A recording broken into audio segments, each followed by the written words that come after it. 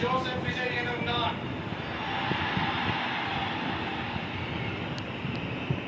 தமிழ்நாட்டு அரசின் முதலமைச்சர் என்ற முறையில்